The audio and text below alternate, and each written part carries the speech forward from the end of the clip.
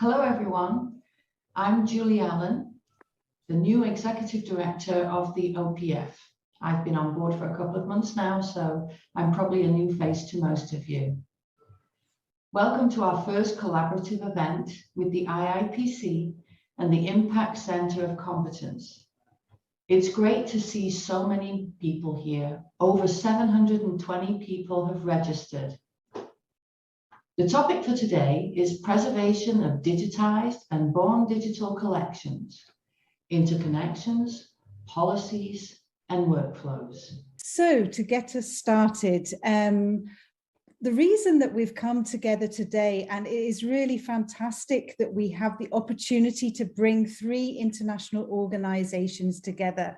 So some of you may be aware of one of the organizations, or 2, or maybe even 3. But we have today the Open Preservation Foundation, or OPF, that's Julie and Becky and Charlotte here today. The Impact Centre of Competence in Digitization, that's myself and Isabel in the room, and also the International Internet Preservation Consortium, or IIPC, and here we have Olga and Kelsey with us today.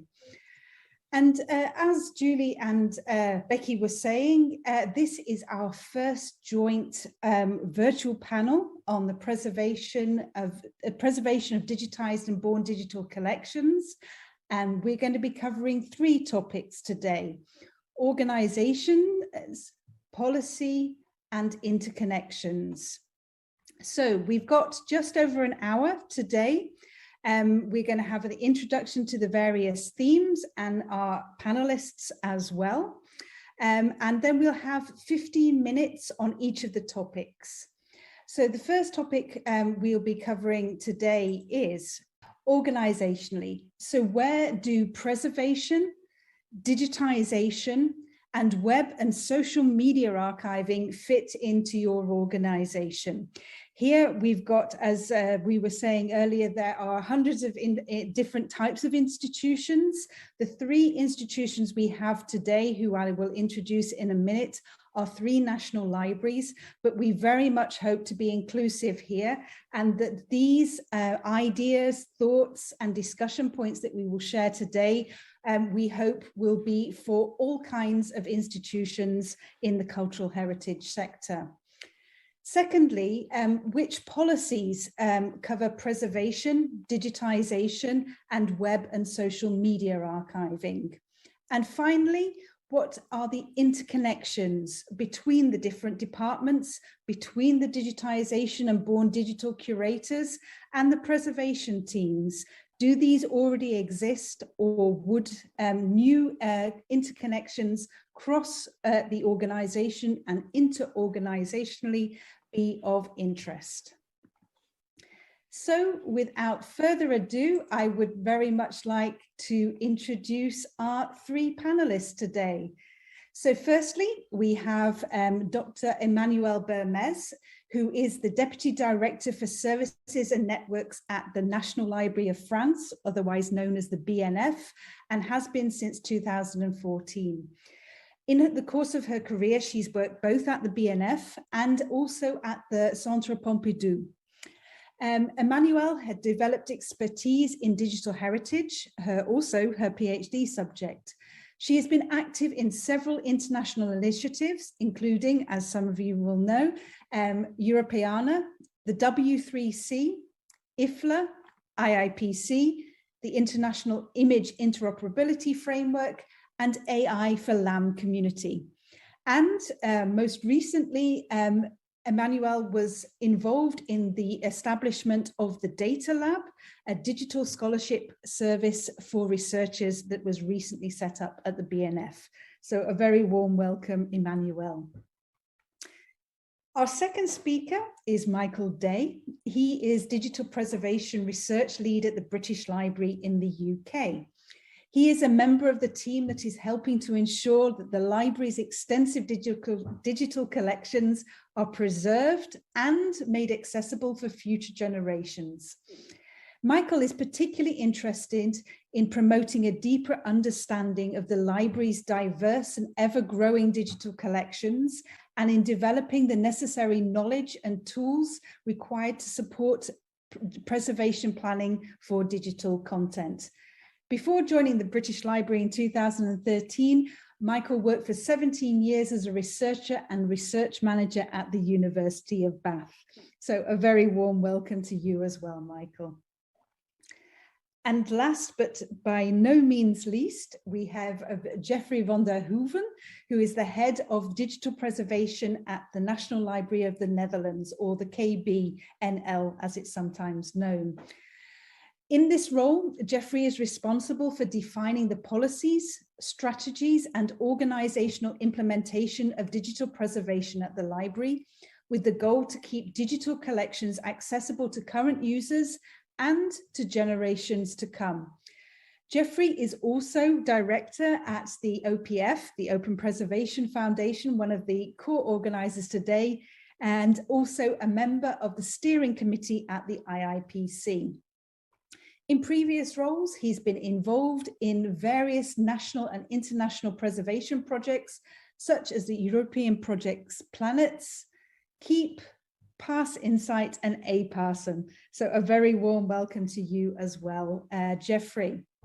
Without further ado, we'd like to introduce our first topic. So we'll have about 15 minutes to discuss our three topic areas, and how this will work is that each of the speakers will have around 3.5 minutes in order to say a little bit about the particular topic in their own institution. So firstly, organization.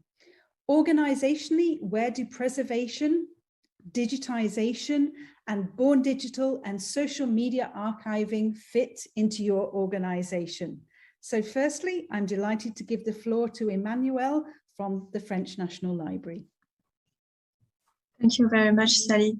So here on the screen, you have the organization chart of the BNF, and the little me on the right column indicates my current position at the BNF.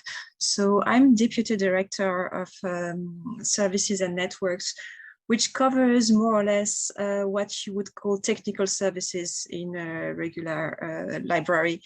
The library services that require some technical expertise. And if you look at where we stand in terms of organizing the preservation function for digital material, you can see that inside this unit, there is the IT, of course, but there is also the preservation or the conservation department, which includes the digitization function. So we combine the physical and the digital in terms of preservation, but also in terms of legal deposit. You can see that in my unit there is also the legal deposit department, which is in charge of both print legal deposit and web archiving. And so in order to perform these activities, we work with a lot of colleagues. So that's this bizarre cloud on the picture, and especially in the collections directorate, which is organized according to different types of collections or different topics.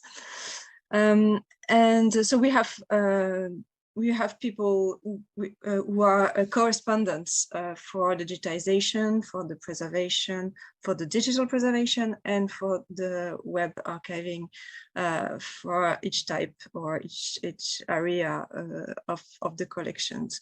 So it's a very spread organization, and since I still have 1 or 2 minutes, what I wanted to mention is that the main thing that you have to keep here in mind is that we switched from an organization where we had all the functions that are related to digital, so digitization, digital preservation, web archiving, everything, in a very small department, which was called the Digital Library Department.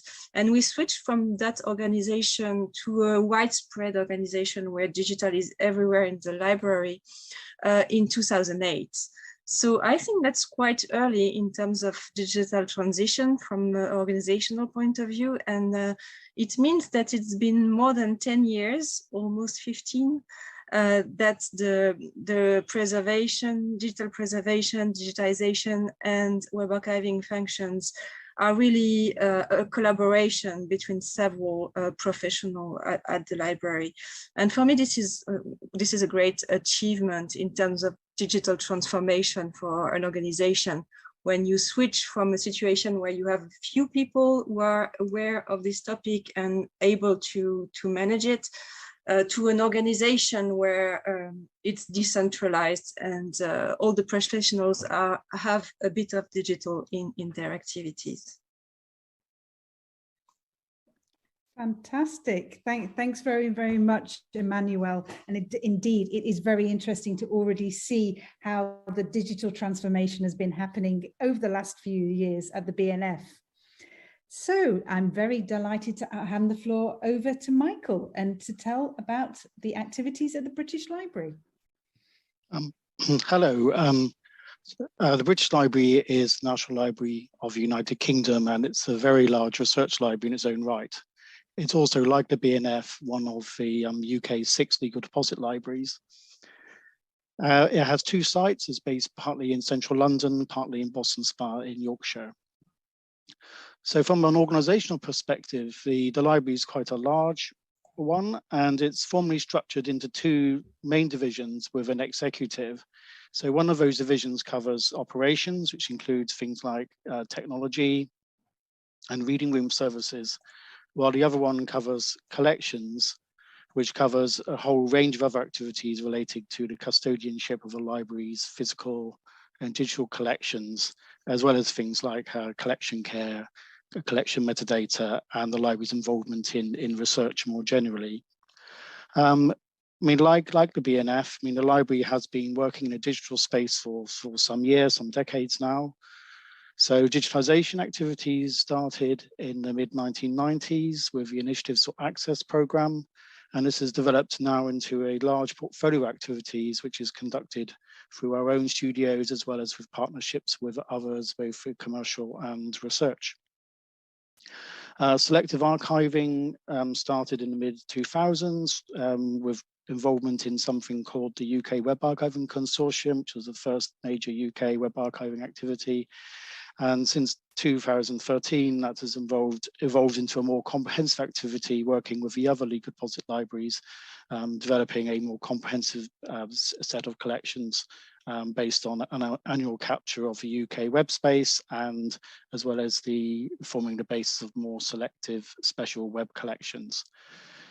The library has many other digital collections of both digitized and born digital. These include ebooks, e-journals, maps, geospatial data, personal digital archive collections, sound and audiovisual content, and much, much more. So it is a large and complex collection. In terms of organization, the key point to make, or the key point I want to make, is that they're very much a partnership across the whole library, which is the same as in the BNF. So the UK Web Archive involves colleagues both from technology, which is in operations, as well as curatorial colleagues from contemporary British publications. Digitization involves lots of parts of the library. So the studios are part of technology, but then we also have copyright experts from the library's executive, and many different parts of the collections division, including curators, collection specialists, the collection care team for preparation of items, Heritage Made Digital, which is an ongoing program, digital curators who have an interest in outreach, as well as the digital preservation team where I'm based. And digital preservation itself is a sort of collaboration across technology and curatorial colleagues as well. So in terms of supporting ingest functions and the library's preservation repository system. Some of the collaboration is institutionalized through internal committees. So for example, in the digitization space, we have committees for access and reuse or for digitization approvals. But ultimately, I think making all this work together depends on making good working relationships across the organization as a whole. Sometimes we do that through project-like activities. So for example, working on, we did a project working on emerging formats, interactive forms of publication of the other UK legal deposit libraries. So we worked across the organisation on that. So that involved contemporary British publications, the UK Web Archive, as well as collection experts and digital preservation team itself. In other cases, we tried to develop some more informal relationships. So, for example, a few years ago on World Digital Preservation Day, we held a sort of internal, informal staff open day where we brought the teams together to talk to colleagues, and those things can be quite useful as well. We also aim to work with others outside the organisation. We know we don't have all of the answers ourselves, so we work through all the organisations that organise this event, as well as the Digital Preservation Coalition. So I hope that gives a rough framework of what we do. We are collaborative. Thank you. Wonderful. Thanks very much, Michael, and both collaboration within and without or external to the organisation. And thanks very much, Michael. Now, over to the Netherlands and to Jeffrey, please take the floor. Hi all, great to be here, and a very huge audience I've seen already.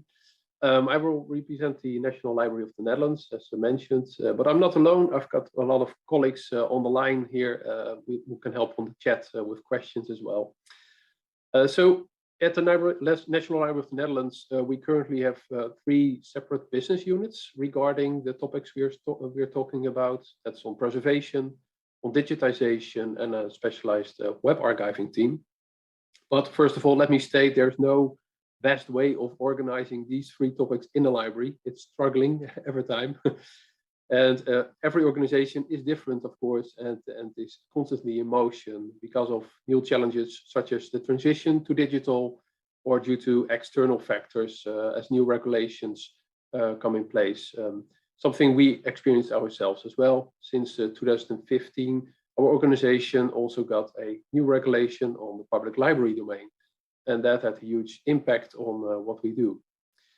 What I tried in this slide is to depict a little bit of how these 3 organizational things evolved in the library. And the curved line indicates the amount of attention actually my library gave to the subjects that matter. And correlation, the different ways it was organized. So for example, digital preservation was really on a high in the early days and was concentrated in a dedicated department. But then it coped with a lack of focus for some years, and preservation was somewhat absorbed actually in a more general purpose department. And research became in that period quite limited. On the other hand, you can see that mass digitization, or digitization in general, clearly shows some sort of a steady basis. First with pilot projects in the early days, then larger projects on mass digitization, and finally being a mainstream and solid team as it is today. But now today, it becomes under pressure because of the transition to born digital collections and the increasing amount of time that it consumes. But it's really good, I think, to realize that this happens to any organization, and with this knowledge, also try to prepare for yourself. In the next slide, indeed, I would like to emphasize that we often face similar challenges. And therefore, I think we should look into a different way of organizing things. So traditionally, we operate more or less like silos, as each organization has its own goals, staff, and budget. But we do know that cooperation brings us further on preservation and digitization. And in this, I've got these examples of the Open Preservation Foundation, for example, and the Impact Centre of Competence. Good examples of where membership organizations are capable of offering shared services, maintain tools, and foster knowledge. But we can go one step further. And I think that would be thinking beyond your own organization and try to operate together to one result. In this, you embrace the best of actually all organizations that has to offer, and you can work together to one result. An example is the working group of the content development group in the IIPC. Several organizations working together to build a joint COVID collection, for example.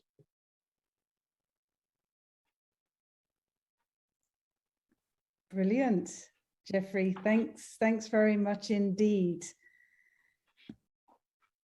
So any immediate reactions? And I'm just going to open the chat because I've seen there's a very long contribution here. This is great from David Underdown. So let's look what it says here. So for comparison, at the National Archives in the UK, we have a digital archiving department and a web archiving department, both in the same digital directorate.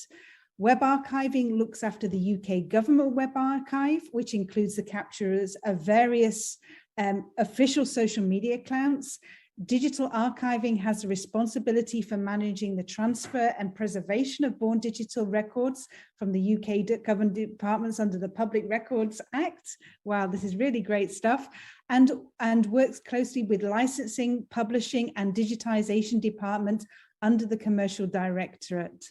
Then talking about the 1921 census of England and Wales. And we also have working on the teams working on the development of digital transfer of digital records, a cloud-based service, and access is very much focused in a new kind of service to provide access to case law. Wow, that sounds like an extremely interesting example there, David. Thank you, from the UK National Archives. And just looking here, also Carrie Smith here, web archivist has many different descriptions based on job positions. What are the speaker's thoughts on technological activities experience in using web archiving tools and curatorial selection? Brilliant, thanks very much indeed. So just to take this a little bit further, so I picked out 3 specific words related to the organizational. So firstly, from Emmanuel, I picked out, well, 2 words, digital transformation. From Jeffries, I picked out fluctuation and the sort of moving over time. And from Michael's, I picked out the importance of a collaboration. So I wondered if you thought about the other 3 words. So can you say something about how those 3 words, so fluctuation, digital transformation, and collaboration, if you think about the 2 words that weren't yours, can you think about if they are applicable within your own organization? So if I first go back to Emmanuel and see if you have immediate reaction there, please. Yeah, I think collaboration is the easiest because obviously the more we upscale web archiving and digital preservation in general, the more it becomes a work that needs collaboration between different roles, different positions. And I really like the comment about that in the chat as well, because we have more and more teams with very different skills that collaborate with one another to deliver the projects. So the more material you try to ingest and preserve in your digital collections, the more collaboration you get. I would say I'm less familiar or feel a bit differently about fluctuation, which would probably give the impression that you're not on a regular progress, but more like it depends. It depends what are the priorities or how things are progressing on one front or another. And yeah, I think collaboration sounds more familiar. Brilliant. Thanks very much for that, Emmanuel. Jeffrey, Emmanuel just raised that fluctuation. What does that say about an organization? And I just wondered if you would like to respond to that comment. How do you see it from your perspective? Well, sure. It has a lot to do with external influences and the focus you can bring in your own organization. It's also something I will raise in the next topic, actually, on policies.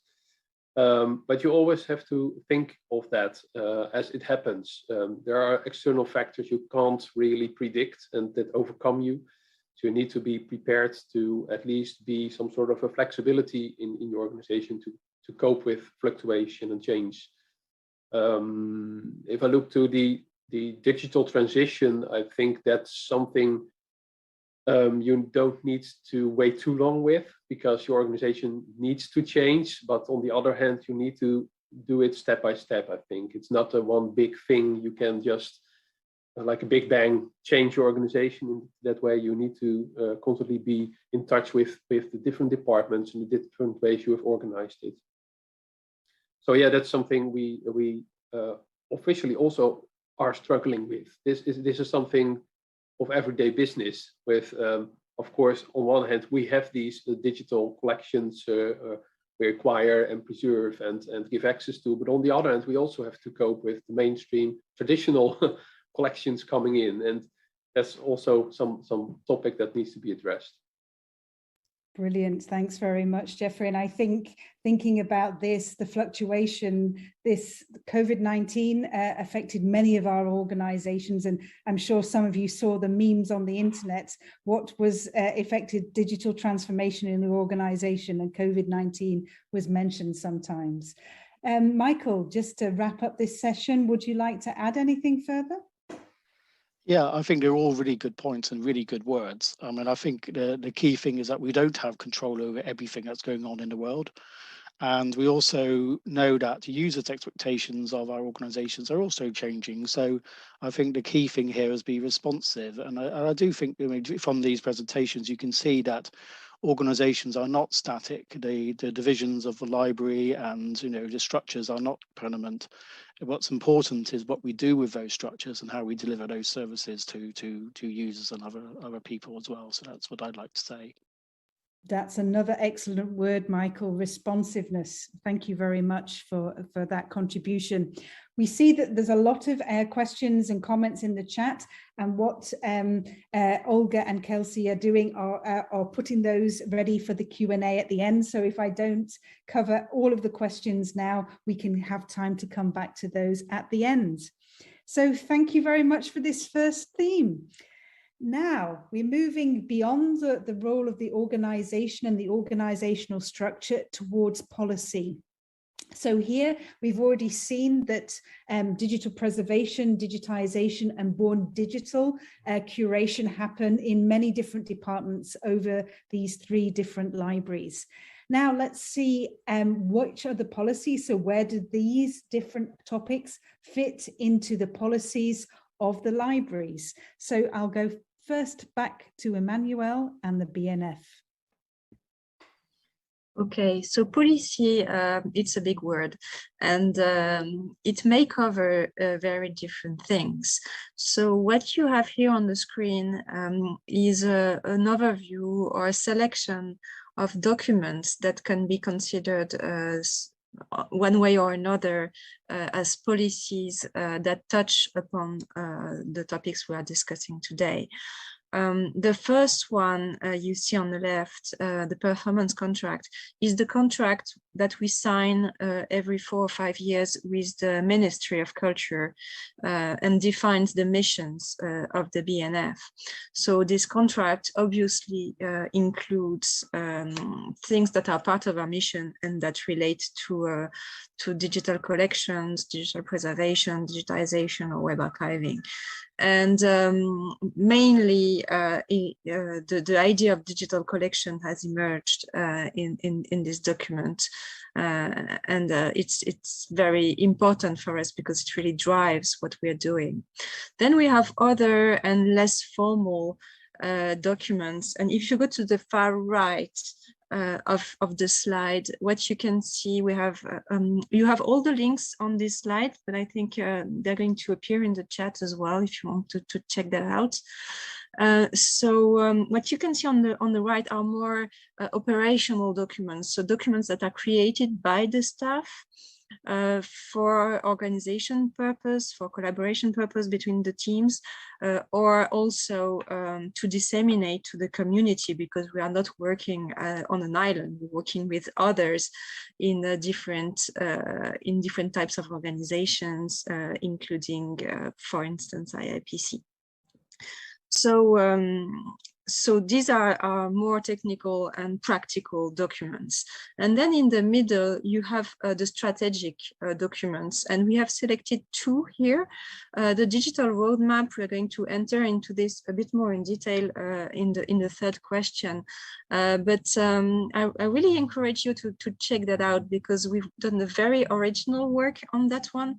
It's a map, metaphorical map, of an imaginary country, which is what it means to the digital at the BNF. And so on the map, you can see different cities and activities and fun drawings. So it's also fun to look at, but we'll dive into that later. And the other one is the AI roadmap. So this is a document that we have produced very recently. And the idea is to try to foresee how we are going to work with artificial intelligence in the forthcoming 4 or 5 years. So artificial intelligence is something that has an impact on almost all the activities of the library.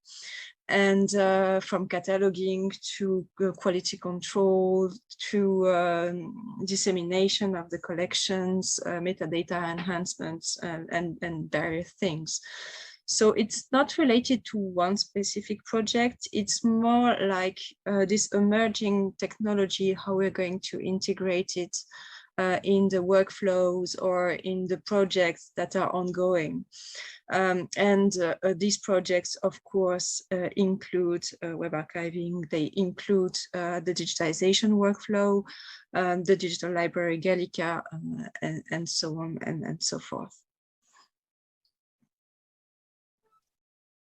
Excellent. Thank you very much for that, mapping the policy landscape at the BNF for us, Emmanuel. So over to Michael and the British Library situation. Hello. Yes, I mean, our situation is a bit similar to the BNF again, where we have many policy strategies and covering many different parts of our operations. So I think the key point to be made is that they are sort of structured. There's a hierarchical sort of nature. So there's the public version of the library's vision, which is known as Living Knowledge, and that provides sort of a broad framework for strategies and policies at a lower level. In general, most of the library strategies are public facing or have some public facing elements, but there's also a whole host of other sort of more detailed policy documents and guidance at a lower level, many of which are internal to the library and are no less important for that. I mean, as I said before, I mean, Living Knowledge as a vision outlines several purposes for the library, and they sort of cover its custodianship role, which is fundamental to our work with digital and physical collections, but also covers the library's significant roles in supporting business, research, learning, culture, as well as the important international dimension of what we do. So this vision document was published in 2015 and will remain the current vision until next year when the library reaches its 50th anniversary. So that will be a milestone. In late 2000, the Living Knowledge vision was refreshed in response to the COVID pandemic, sort of a realization that we needed a response to that when our buildings were closed for many months at a time. And so we developed a new document called Living Knowledge for Everyone, which had sort of a renewed focus on the library's role in supporting economic growth and innovation and social and cultural renewal. So while a vision document like Living Knowledge can provide a general framework, there's still a need for strategies and policies at a lower level to enable to sort of identify priorities or to inform practice. So we recently updated our content strategy, which is called Enabling Access for Everyone. So that explicitly links to the vision document. And this focuses on our current collection requirements for published content or contemporary published content. And this sort of builds on the thing we do with legal deposit collecting. And it's important to recognize that a lot of our role in around legal deposit and things is defined by government regulations. So that's another layer of policy and strategy, which is sort of we are subject to. The library also has a digital preservation strategy, which is, I think its prime aim is to make it clear within the organisation and outside that digital preservation is a shared responsibility across the organisation, which in some ways takes us back to what I said in the organisational section of this panel. So at a lower level, we have lots of other policies and guidance covering all sorts of different things. And I'm not going to go into them into a lot of detail here, but they do cover things like the access and reuse of the library's collections, both physical and digital, collection care policies, as well as things like things on open access or the use of unique identifiers. And they also include things like digitization technical standards, which I've used as an example here. So broadly speaking, they're hierarchical and but they're based in a vision of what the library's roles are. Wonderful. Thanks very much, Michael. And I think you talked there about shared responsibility across the different departments, but also interestingly, I really liked how COVID-19, you again returned to the responsiveness of the policy documents. So you were able to bring that into the British Library's policy and update things as a response there. So that was wonderful. Thanks very much. And Jeffrey, how are things policy-wise in the Netherlands? Sure, would like to update you on that. A bit similar, I think, to the BNF and BL, although I think we do have a little bit less strategy documents and policies, but we do have them. So as said earlier, the amount of attention for preservation, web archiving, and digitization fluctuates over time. It's somehow something that touches me. And sometimes it's even heavily in such a way that it hampers important tasks or bring tasks at risk we need to perform. So I think to overcome this, we see actually policies, strategic documents, or even external audits as some kind of instruments that can help to keep remembering the organization, what and how things should be done, and keep us focused. So it's not only things to plan ahead or look forward, but also to create some sort of a stepping stones based on previous learnings. So in our situation, we every 4 years generate a new policy plan, which you can see here, and the links to it will be probably sent in the chat. And by doing so, we make sure digital preservation of these digital collections are always part of this plan as the first step. And based on that foundation, we work to improve our content strategy, including new goals, including also web archiving, for example. And on top of that, we create a preservation policy. So that's actually the core, I think, of the organization. And having this in place, last year we earned the Core Trust Seal certificate, which states that based on the requirements we showed, our EDIPO has officially become a trusted digital archive. But this is all not a one-time event. This can be constantly improved and will change. So therefore, we also look in some sort of called plan, do, check, act cycle.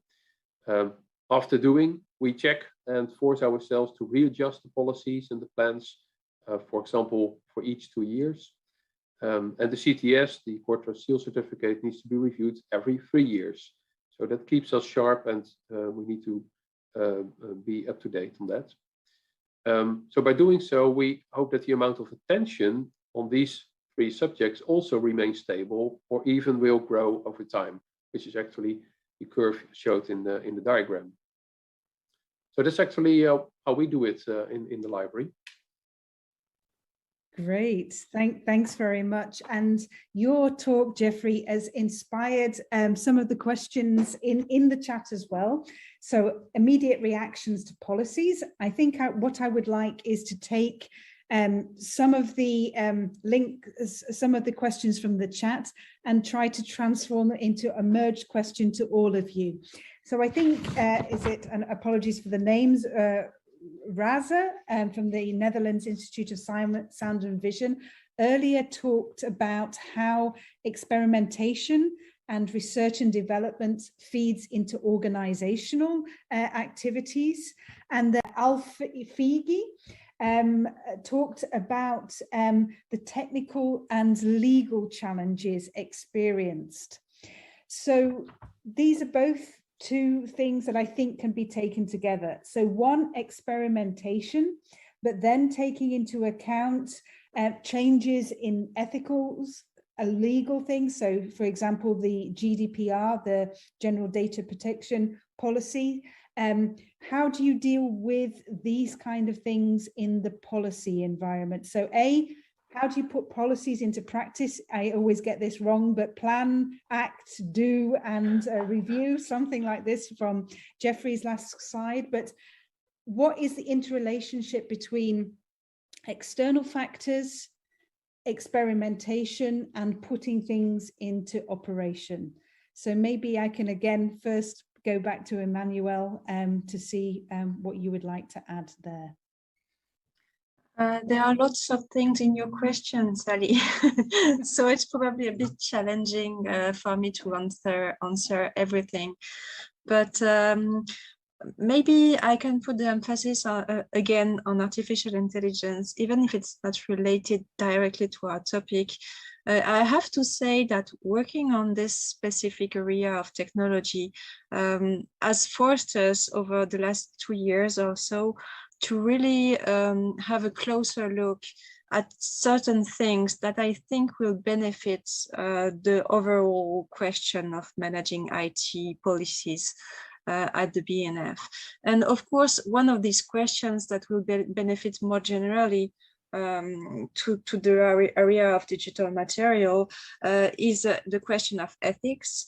So how do we relate to privacy, data privacy, to the risk of having bias in the data, and also to environmental impact of digital activities. So inside our roadmap for AI, we have decided to work on this and to create a charter for an ethical digital environment at the BNF. So this is on our to-do list for this year. We are going definitely to work on that, and we have a conference at the end of the year with other French colleagues, so it will be very interesting, I think. And of course, experimentation, R&D is another area where it's very important to experiment. If you want to conduct some projects with artificial intelligence, you really have to work with research.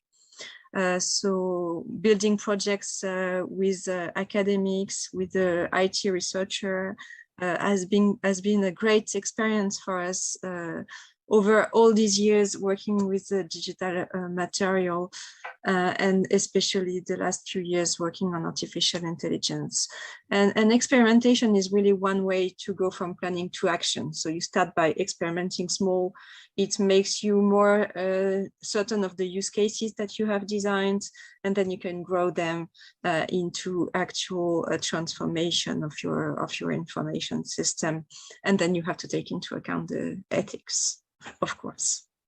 Wonderful. So from those very different themes, you managed to pick out some great ones. So AI, the ethical aspects, and then experimentation. And we can come back to that broader topic of research access to collections later. Are there anything immediately you want to add, either Michael or Jeffrey, or how should we move on to the next section? I'd just say something quickly that, I mean, I think with these external challenges to which we can add things like racial justice and environmental sustainability, I mean, I think the question is how proactive do we need to be, and whether we just respond to what's happening elsewhere, or whether we can try and build in some kind of capacity, internal capacity, so we can actually be proactive in terms of responding to that. So we're not just constantly chasing external requirements. I think that's an extremely important comment. Thank you, Michael. Right. We're already on the last section. I can't believe that already. So here we're looking at the interconnection. So if we think we've looked at the organizational structure, we've seen how digital preservation, digitization, born digital is spread in different corners of the organizations. We've also seen how the interconnection between the policies, either at the strategic level of, for example, BNF's agreement with the Ministry of Culture, right down to policies related to the certification of digital repositories. So we've seen a great variety of both policy and organizational aspects. Now we'd like to turn the focus to interconnections. So particularly in terms of the members of staff. So where are the interconnections between, for example, digitization experts, born digital curators, and then the preservation teams that are probably preserving both types of content? Are these interconnections already existing, or where do you see there may be benefits of introducing new interconnections? So again, back over to Emmanuel for the BNF. Okay, and as promised, we're going to jump into this poetical, metaphorical map. I took the French version here, but you do have an English version in the links that that were put in the chat.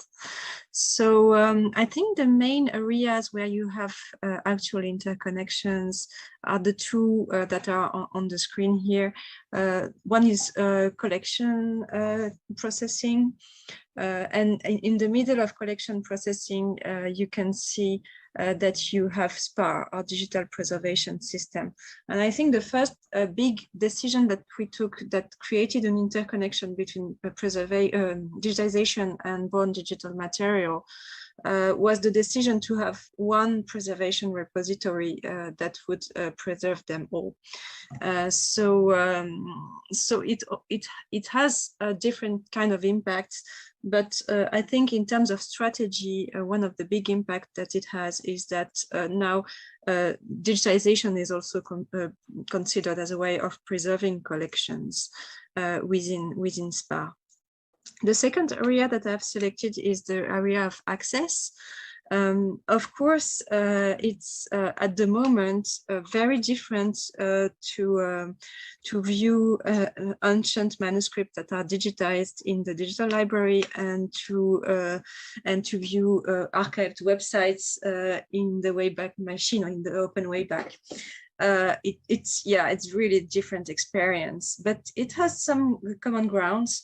And more as we are getting born digital material from different workflows apart from web archiving, we are trying to integrate them in the Gallica Intramuros, which is the on-premises version of our digital library Gallica. So it's the version of Gallica that has copyrighted material. And then we have created, as Sally mentioned at the beginning, we have created the data lab, which is a structure for researchers and academics who want to work on the digital collections, and especially if they want to do text and data mining. They will come to this place because it's a physical space. And the data lab embraces all the digital collections. So the born digital collections, the web archives, digitized collections, and also audiovisual material that has been digitized as well. So these are the two main areas, but you can see at the bottom that I've also selected some drawings from the same map. And these drawings symbolize three different areas where there are also strong interconnections. The first one is infrastructure. Of course, you need a strong IT if you want to manage all this. The second one is the metadata cataloging, but in a very broad sense. And the third one is artificial intelligence. I've talked a lot about it, but both are related. And one of the nice things that you can do with artificial intelligence is extract metadata from big masses of raw digital content. And that's one of the things we want to do in our roadmap, try to extract metadata from mass of born digitized material that maybe are not cataloged like the web archives, and inject them into the traditional catalogs so that they are better accessible for the public. That's it for me. Sally. Wonderful. Thanks very much. And I think you've really helped us navigate through this digital roadmap, the different kinds of interconnections you have at the BNF already. So Michael, over to you and the British Library. Yes, hello again. As I say, I think this session has demonstrated that there are lots of interconnections between those involved in the collection management and preservation of digital and born digital collections. So as we don't have unlimited time, we just wanted to focus really on two main topics. So first, just really to acknowledge something I've said before, which is the importance of us all working together, both within organizations, but also with the wider communities of practice. And I think especially important, over the past, decade or so, there's been an increasing amount of specialization in the domains that is covered by this virtual panel. So the professional practice and research disciplines around web archives, digital scholarship, digital preservation, etc., mean that they're developing in their own professional way, in their own spaces, their own conferences, potentially their own journals and subspecializations, and their own skills needs, which has demands in terms of library schools and archive schools and that agenda. And then we could also add to that related areas like research data management, which we haven't really covered in much today, but again has a strong link in with some of the activities we're doing. So I think this professionalization, specialization is positive, but it's important that we are able to keep in touch with what's going on elsewhere. I think there's things we can learn from each other. There's ways we can learn things, keep up to date. I just wanted to highlight things like the blogs that we produce at the British Library. So we have a blog for the UK Web Archive as well as the Digital Scholarship blog. So we talk about some of the things we're doing there, and it's quite an important way to do it. And I think more generally, technologies, but perhaps more importantly, users' expectations of technology and our collections are also changing rapidly. And I think we really need to be, again, as I said earlier, proactive about keeping up to date with what's happening in that area, and as well as in our own areas of professional expertise. And that brings me to my second and final point, and is that, I think that the reason we work with collections is that we want to make them accessible and available for use and reuse. And we're lucky at the library to have an excellent digital scholarship team who are always looking out for innovative ways of using our collections and develop productive relationships with researchers as well. And so there's a couple of projects which I wanted to highlight. One is the British Library Labs, which have been doing a lot of work in trying to make use of the library digital collections, as well as research projects like Living with Machines, which is looking at how you can use mass digitized content to look at particular themes in the digital humanities. So I'll say the main point that I really wanted to make was that providing access to users is the main reason we're doing all this stuff, and that's what I wanted to really finish with. So thank you. Fantastic, Michael. And I do think this is extremely important. Why we are doing it for everything that we're doing here for. Thank you very much, Michael. Now, Jeffrey, how are things in the Netherlands? I spoke about business units and how to sustain our focus and activities in the organization. But I think, as the previous speakers also pointed out, that the interconnections are even more important. It is the people, of course, that make the organization, and good cooperation between the people across different teams will make the difference in the end. So the key question I was thinking of is, who should be in contact with who, actually? This is an area, of course, we ourselves constantly are readjusting, and therefore it needs constant attention. But I will try to make it concrete, and concrete as much as possible I can, because from our practice, we learned that certain roles within the library has become vital of being the glue between the different teams. With regard to preservation, web archiving, and digitization, I identified actually 4 roles of what I think is currently really crucial in the library. Not stating that any other role is not important, but these are actually kind of the interlinks between the different teams. And first of all, I would say the digital preservation officers, as we have. These are the people who focus on the authenticity the integrity of our collection at all time. We have the metadata specialists, ones with extensive knowledge about metadata standards, practices, and how it is used and applied in our organization. The collection specialists, these are the persons with good understanding of the intellectual side of a collection, and also often have a good understanding of how the collection is used by researchers, for example, or other audiences.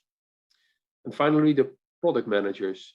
These people actually ensure that the tools and services match with what the users expect from it. They maintain it and constantly improve these services. So as said, many other roles are involved, of course, and are really important to have in place. But I think with these four elements being the glue between, for example, a web archiving team and research, or between the IT department and the acquisition department, you really make the difference. Then you've got other factors not mentioned, I think, yet, but to take into account. For example, working agile is currently a hot topic, such as Scrum or Kanban. This introduces a new roles, actually, like product owners and Scrum Masters. But we should stay focused also on the more, let's say, more information related roles, like the preservation officers and the collection managers. Nevertheless, what everybody has in common is that we treat our collections following what we call a content lifecycle approach. That's what you see at the right. Digital collections, being digitized, born digital, or harvested from the web, need constant attention to prevent that digital black hole and make sure that they will remain reusable and understandable over time. And these four elements actually form a cycle which constantly will be gone over. So that actually is a slight insight of how we see the interconnections between various teams and roles within the library. Excellent. Thank you very much, Jeffrey. And I think this is great how you've said who needs to talk to who, and then how it interrelates, and also with the content life cycle management in as a whole, which is wonderful.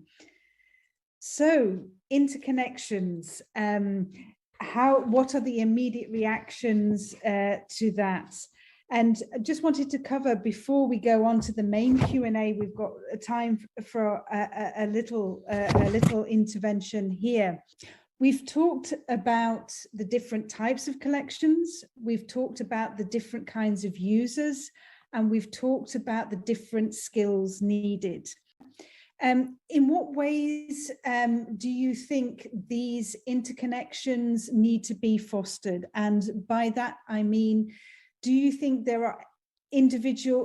are needs for individual training, or team development, or kind of inter-team activities that need to happen in order to foster these interconnections? And how, if that is the case, how might you go about that, or how have you already been going about that? So Emmanuel, maybe I could come back to you. So how do you foster these interconnections, and are there any training or skills needs related to that? I would say pretty much like in any other area of the library, we do need project management processes and things like that, dedicated meetings, an organization that makes it possible to work in a transverse form. But it's not specific to the digital. It's more specific, I think, to working in a big organization with several hundreds of people that have to share the tasks. An interesting thing that I've been inclined to see to discuss recently is the question of training, and how do you train the librarians or the archivists into being able to manage born digital collection or digitized collection? What skills they need? And it seems that more and more we both need to have some digital components in the training of these professionals, but we are also seeing other kind of professionals that are emerging. And currently we call them data engineer, but I'm not sure it's exactly the right term. But these are people who have technical skills and collections related skills. And we used to consider them like hybrid profiles.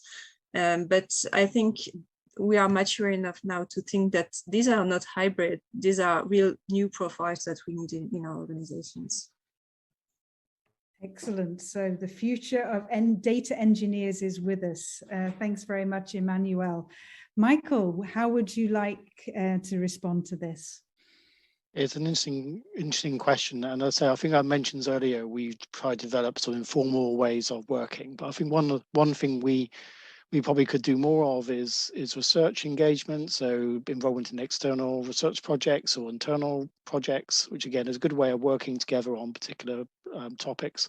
I mentioned the work we did on emerging formats, for example, so these are interactive based publications, and working with the other legal deposit libraries in the UK, we sort of devised or looking at app-based content or some interactive web stuff, and that involved some quite interesting connections made across the library, and that was quite useful on a personal perspective, and you know, those sorts of activities can be really helpful.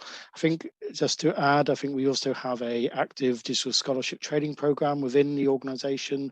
Some of that stuff is external, some of it's purely internal, but I think that can be quite useful in explaining to people concepts around data mining, use of data, use of collections of things, and that can be a really good thing to have if you don't have one.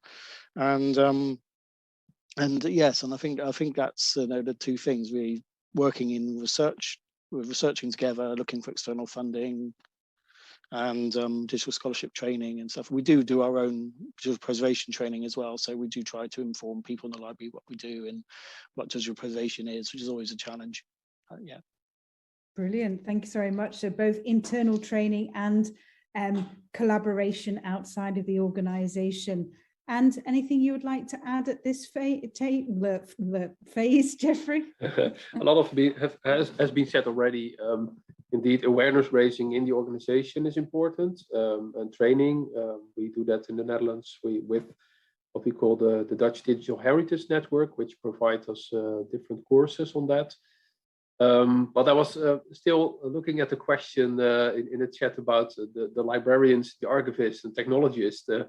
I think in this new world, we all are a new kind of a librarian from the librarian perspective, as the huge amount of collection also represents a lot of data, structural data, which creates new possibilities, as Emmanuel already said, on AI, or for example on text and data mining. So looking from that perspective, I think if you look at the software developers, the engineers on that, the content analysts are actually the new librarians, and that's also how I would like to approach it in our library. So in some sense, that's the words have not been mentioned in the slides, but I think it's in there. Excellent, thank you very much. So we'll have time for only about two, I'm afraid, but let me start with the one from Amy Coward. This is a really interesting discussion, but it's not easy to see. So this is going to be quite a challenging question, but we did kind of prepare for this in advance. We realized there's 3 large-scale national libraries in the room. Amy said that she works at the National Health Service, so these are like health libraries in hospitals, for example, in the UK. Or how could we help, or how could we think of these kind of activities in smaller institutions? So could you think of ways that are that you have develop methods or ways of working that could be useful to smaller institutions here? Maybe Emmanuel, do you have some ideas already? Yeah, I was taking note on this question because I really like this view, this perspective. And I think there are three ways we can scale to smaller organizations. The first one is that smaller organizations won't need to experiment as much. Maybe I'm now joining Jeffrey with this fluctuation from the beginning, but we've been doing a lot of test and error progress. And once it's done by us in big organizations, we more or less know where to go now, I think. So we can share that with smaller institutions and they can go straight to the point. They don't have to go through all this big experiment and sometimes fail stage. The second one is trying to mutualize the realizations that we've done. And at the BNF, we are mutualizing our digital preservation systems so people can just give us material to preserve. We're also mutualizing the digital library. So if they don't have the means to create a digital library on their own, they can send us their digitization and we will display it online for them. And the third one, it's the data engineer profile. So if you look at how you create a team, if you don't have enough people, different people to have different skills, it's good to know that currently we are training young professionals that have both skills on collections and some technical skills, and they can do many things, even if you have just one of them. Excellent. Three excellent suggestions there, Emmanuel. Thanks very much. Michael, what are your thoughts on this? It's a very good question and one which I think we should maybe think more about. I mean, I think one of the things we realised working at the British Library is that other organisations look to us for good practice and things. So is good for us, I think, to be able to explain what we've been doing, explain what things we think are good, which things we think are bad, and we're not always set up to do that very well, in terms of outreach. So I think we need to be thinking about that a bit more. I think there's things, from the organizational point of view, there's often challenges that we don't face or face in a different way. For example, getting access to technology or being able to install tools, digital preservation tools, for example, web harvesting tools on, a small organization with a very tied down, maybe outsourced IT infrastructure. This is very, very difficult. And I don't know how we, address all of those challenges individually. I think one thing we can do as a library, we're open to, talking to people, working with people. One example being, for example, the special collections we do through the UK Web Archive.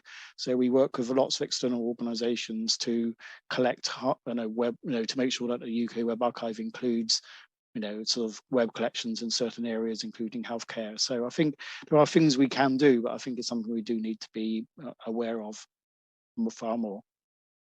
Absolutely, I 100% agree with that, Michael. Jeffrey, what would you like to add on this? Yeah, a couple of ideas actually that come around and also have been practiced. For example, I just mentioned the organizational networks approach. We have the Dutch Digital Heritage Network in the Netherlands, and we have to deal also with many smaller organizations, voluntary organizations. And we have instated what we call heritage coaches.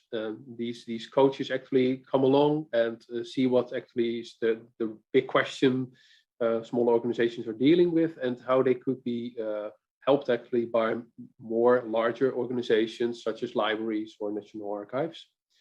But that's one approach. That really seems to work out. We get questions from these coaches and can answer it, and vice versa. I see that the smaller organizations seem to be very pleased with the support they get. Another way around is what we use in the public library domain is the principle of train the trainer.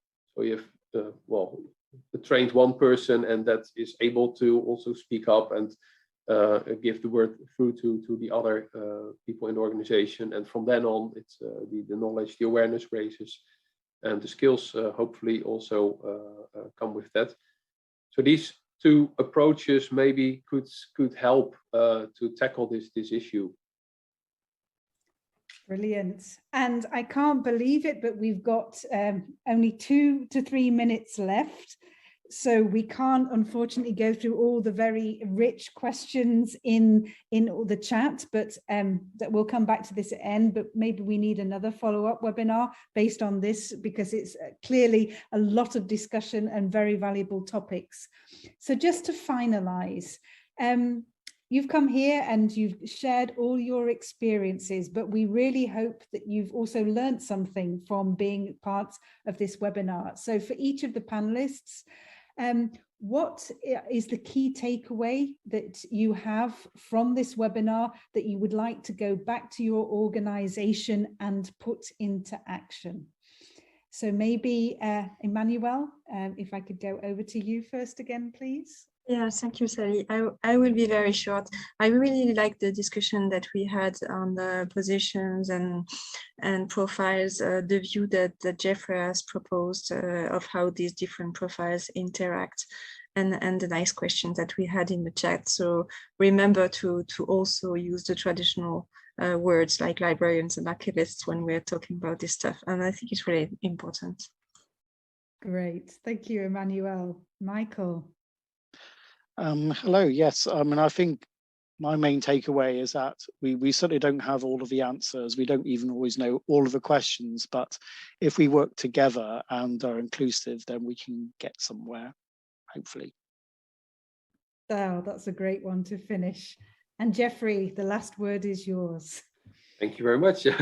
I was thinking of making sure that the different disciplines in your organization really speak with each other. I think the lower the barriers, the better people cooperate, have new ideas, and work together with a much better end result. And the other thing is don't forget to contact your network, what we're doing here on this stage. So great, thank you. So thank you very, very much.